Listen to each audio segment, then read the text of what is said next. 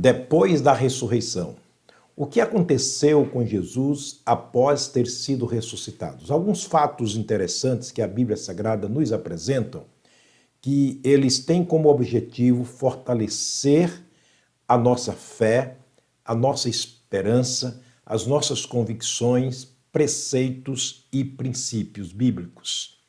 Para você que ainda não é um crente salvo em Cristo Jesus, espero que esse seja o carro ou a carruagem que te conduza a crer de maneira exclusiva, de maneira bíblica, no Senhor Jesus Cristo, resultando disto a salvação eterna nele. Alguns fatos que ocorreram após a ressurreição de Jesus são interessantes e são fatos que provam que ele está vivo para sempre, jamais morrerá e um dia o veremos assim como ele é agora. Muito interessante. Aqueles que não tiveram a oportunidade de vê-lo quando ele esteve aqui. O meu caso e de muitos de nós, um dia o veremos, mas veremos assim como ele é, não como ele era. Vamos para um fato interessante que ocorreu logo após a ressurreição. Está escrito em Atos capítulo 1, versículos de 1 a 3. Você pode conferir aí na sua Bíblia. Não podemos ler todas as referências aqui devido ao nosso tempo, mas você pode conferir na sua própria Bíblia. Lucas, quem escreveu o livro de Atos, Atos dos Apóstolos, ou seja, Atos do Espírito Santo através dos apóstolos, ele escreveu este livro, registrou sobre a história de Jesus, ele fez um apanhado, um levantamento sobre o Senhor Jesus Cristo, e ele disse que o Senhor Jesus, depois de ressuscitado, ele deu mandamento aos seus discípulos, porque a igreja precisaria continuar até que ele voltasse, e os discípulos, apóstolos especialmente, eram os representantes legais dele para continuarem esse trabalho. Ele lhes dá instruções como deveria fazer. Entre elas, ficar em Jerusalém até que do alto fosse revestido de poder. Isso aconteceu no capítulo 2 e assim por diante. Mas Lucas diz o seguinte, que depois dele ter dado o mandamento aos seus discípulos, foi recebido no céu.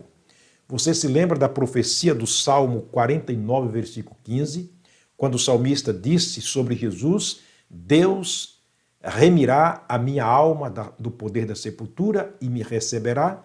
Então isso aconteceu, Lucas escreveu dizendo isto, e a prova disto também está em Atos capítulo 1. Você continuando ali na leitura do capítulo 1 de Atos, na abertura, como eu disse, versos de 1 a 3, fala sobre a narração da história feita pelo evangelista Lucas. Nos versos 9 e 10, a Bíblia diz que ele estava reunido com os seus discípulos em praça pública e naquele momento ele estava dando instruções aos seus discípulos, mais uma vez.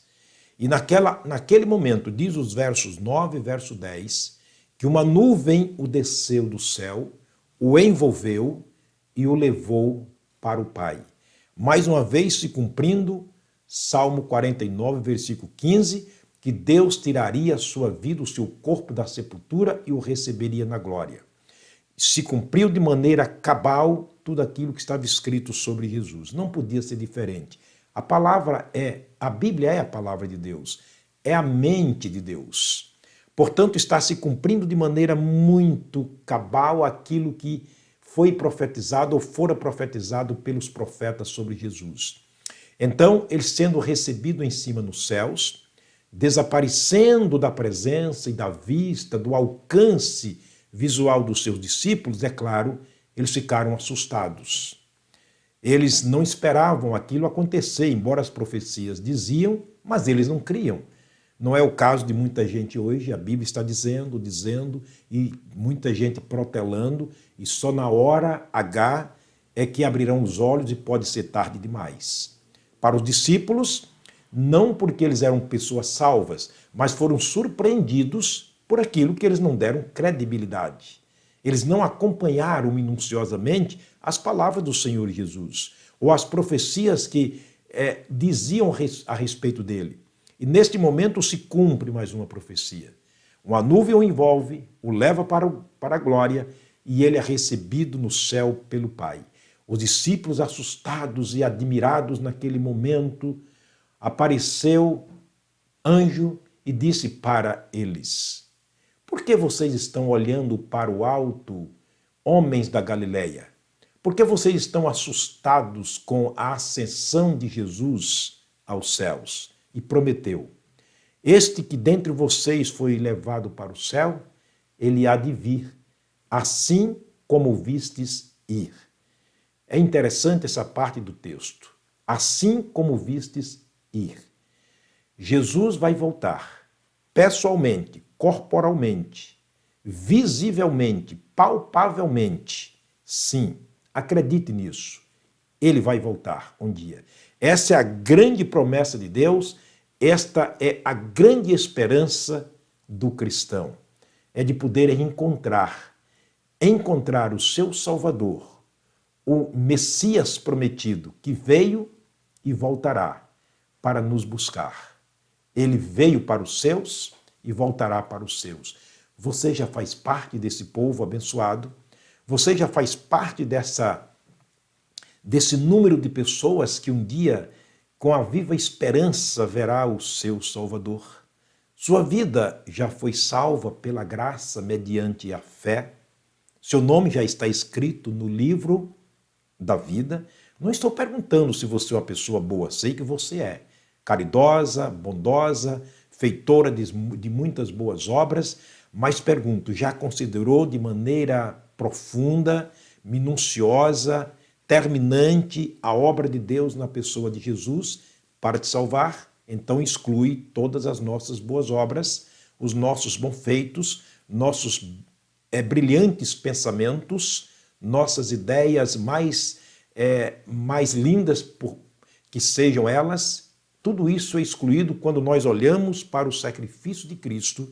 A gente vê que só e unicamente o sacrifício de Cristo pôde satisfazer Deus para minha, sua e nossa salvação, ou a salvação da nossa alma. Espero que você esteja compreendendo esses fatos interessantes sobre Jesus após ter sido ressuscitado. Ele voltará. Não tenho dúvida. Ele voltará um dia. E nessa volta dele, ele nos levará para estarmos com ele, tanto os vivos quanto aqueles que já morreram nele. A prova é a sua ressurreição. Que Deus te abençoe, que Deus te guarde, que essa palavra continue falando de maneira muito profunda ao teu coração, ao coração da tua família.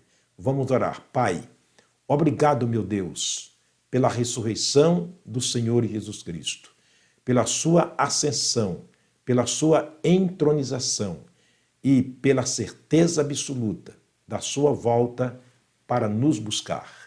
Nós agradecemos porque um dia a tua palavra falou ao nosso coração e pela graça, mediante a nossa fé, recebemos a libertação por parte do Senhor através do sacrifício perfeito, único e exclusivo do Senhor Jesus.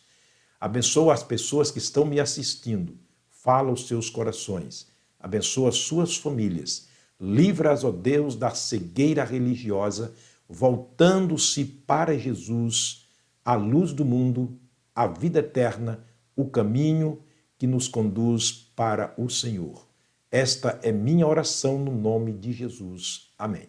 O Senhor te abençoe, o Senhor te guarde. E na próxima mensagem nós continuaremos vendo alguns fatos concernentes a Jesus após a sua ressurreição. Até lá, se Deus nos permitir.